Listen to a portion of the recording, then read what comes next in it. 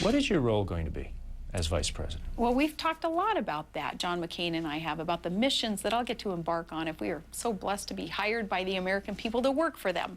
It's going to be government reform, because that is what I've been able to do as a mayor and as a governor.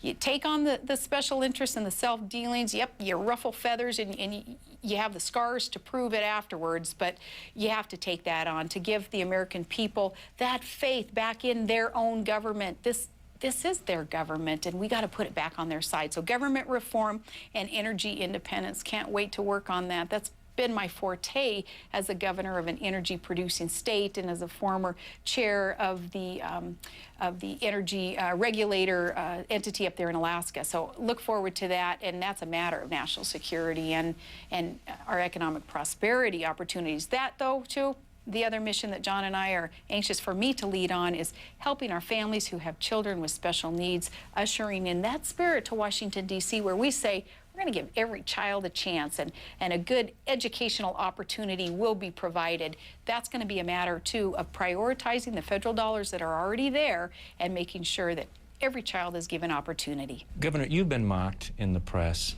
Press has been pretty hard on you. The Democrats have been pretty hard on you, but also some conservatives have been pretty hard on you as well. The National Review had a story saying that, you know, I can't tell if Sarah Palin is incompetent, stupid, unqualified, corrupt, or all of the above. Who wrote that one? That was in the National Review. I don't have the author. I'd like to talk to that person. But they were talking about the fact that your experience as governor is not getting out. Do you feel trapped in this campaign, that your message is not getting out? And if so, who do you blame? No, I'm getting my message out right now through you and with you, Drew, to the American people who are watching CNN, and I appreciate this opportunity.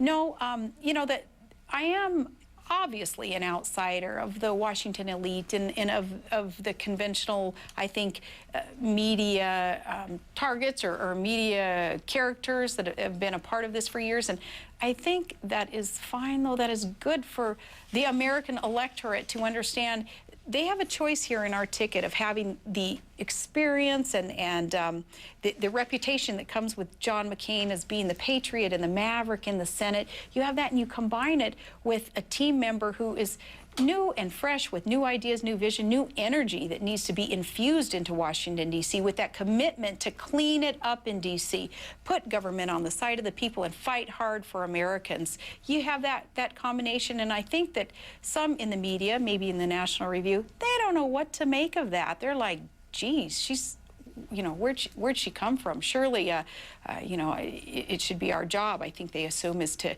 pick and be negative and find things to mock. And that's just, I guess, part of the political game, I guess. But we're very, very committed and focused and moving forward between now and November 4th, getting that message out to the American people that our plan to get this economy back on the right track and to win the wars, put government on the side of the people, it's the right thing to do. And I think we have the right message, despite the mocking that comes our way. Governor, our time is very short, and I must ask you just two questions. One is on the trooper wooten. If there's one thing that's followed you negatively. Tasergate, right. You call it Tasergate. We sure do. Troopergate, whatever.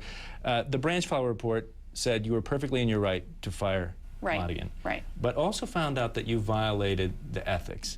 Was it a mistake to allow your husband to use your office to try to pressure the troopers to fire Mr. Wood? Not at all, because the trooper who had tasered his kid and had, you know, made death threats against my family and said he was going to bring the governor down and all that, my husband did exactly, I think, what any sensible, reasonable father, husband would do who was concerned about their family's safety. But was it a mistake to allow him to use the governor's office to that extent? Not when you look at other governors' track records when they had their spouse as, for instance, Governor Murkowski had his spouse as his top advisor, and she was in meetings, she was in the office, so, you know, kind of a double standard here. But what Todd did was what any reasonable husband and father would do. He followed the instruction of the Department of Public Safety's own personal security detail that is our personal protection. They asked Todd, you have a problem with the state trooper. He is a threat. You need to take that to the commissioner of the Department of Public Safety. Todd did exactly that, and then, of course, he got clobbered for it now in the media because there's a misunderstanding of what he's done. Our Department of Law in Alaska has right there on its website, it says, if you have a problem with an Alaska State Trooper, the paragraph says, you go to the Commissioner of Department of Public Safety and you share that concern with. That's what Todd did. So no, I don't think that it was an abuse of power of my office at all. And I was very thankful that that report cleared me of any illegal dealings or anything else. I replaced the commissioner because he was not doing the job that I expect of my cabinet members. That is, you serve the Alaskan population up there. Of course, he's a cabinet member who was assigned to do that to the best of our team's ability, and you have a lot of energy. You fulfill the vision that we have laid out for you, and he wasn't doing that, and that's why he was replaced. It ignited a controversy. Governor Sarah Palin saying parts of the United States are more pro-America than other parts of the country. Drew Griffin asked her to explain in part 2 of her first CNN interview. You're going to hear her answer. So what does the Obama campaign think